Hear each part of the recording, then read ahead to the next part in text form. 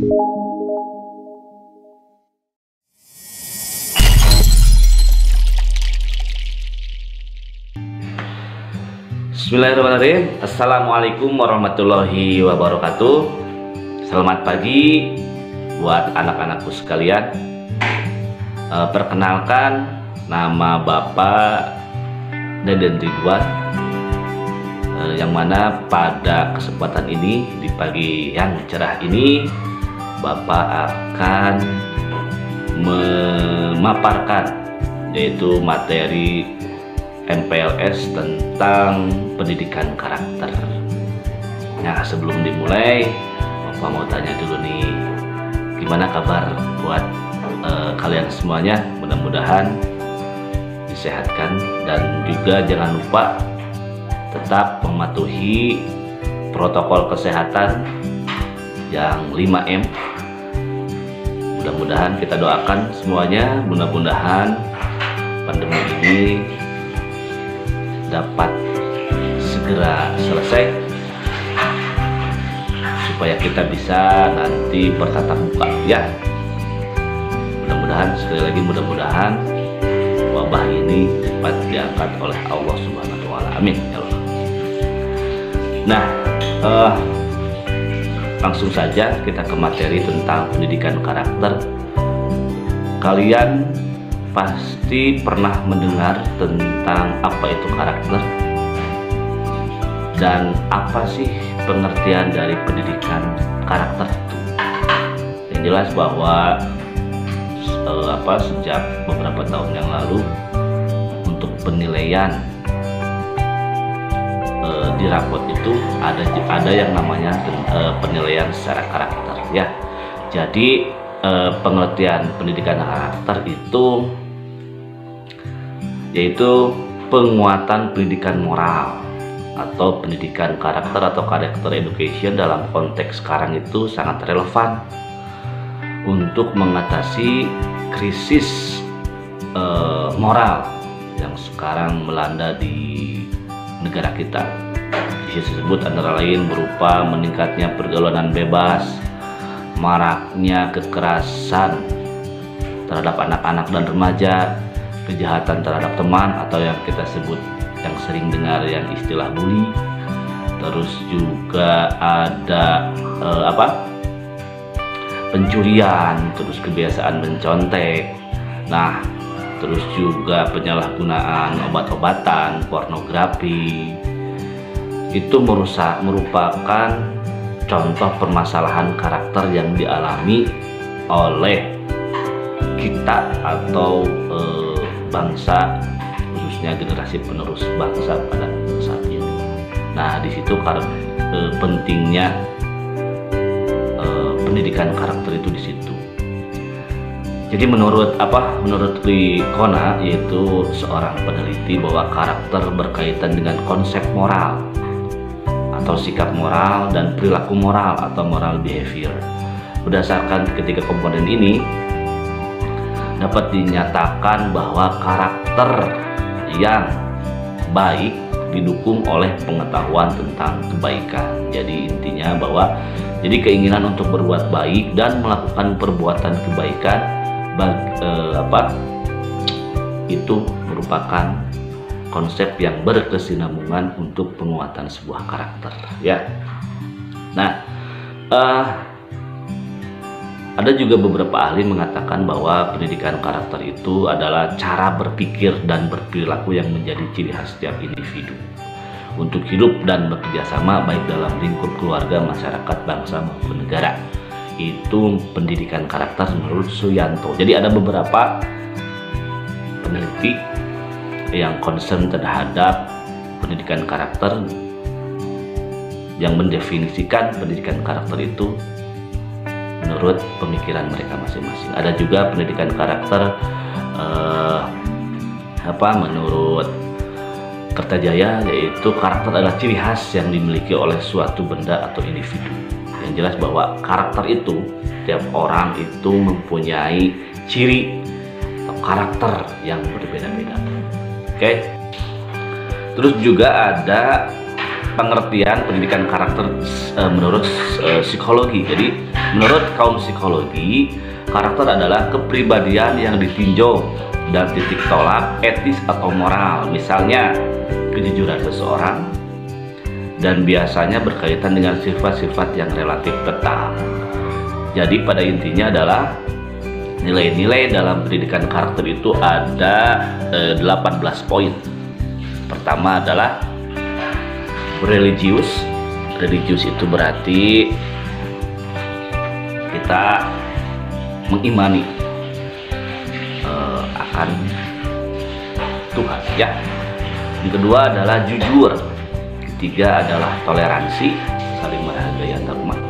Terus juga disiplin, kerja keras, kreatif, mandiri, demokratis, rasa ingin tahu, semangat kebangsaan, cinta tanah air, menghargai prestasi, bersahabat atau komunikatif, cinta damai, gemar membaca, peduli lingkungan, peduli sosial, dan tanggung jawab. Jadi ke-18 butir tersebut merupakan nilai-nilai pendidikan karakter yang mendasar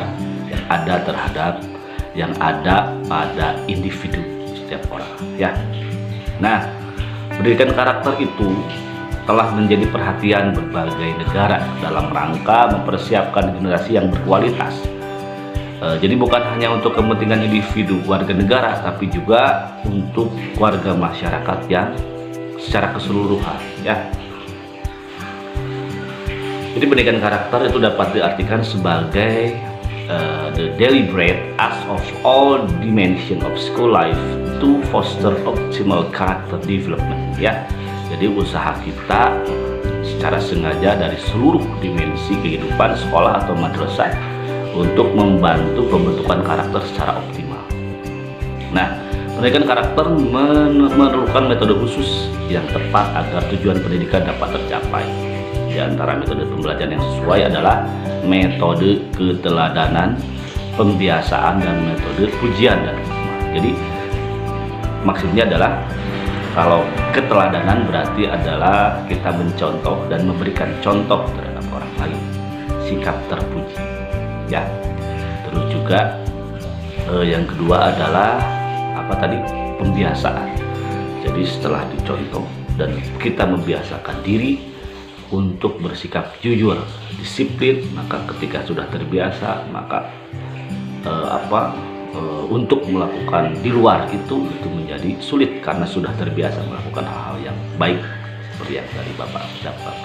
Terakhir adalah metode pujian atau hukuman. Maksudnya adalah pujian itu berarti memuji ketika mengapresiasi ketika seseorang melakukan hal-hal baik, dan memberikan hukuman ketika seseorang melanggar aturan, atau ketika kalian melanggar aturan itu pasti terkena hukuman atau sanksi dari sekolah. Kalau pujian berarti kalian yang berprestasi, memberikan teladan, itu akan diapresiasi, ya. Jadi perlu kita pahami pendidikan karakter itu apa, ya.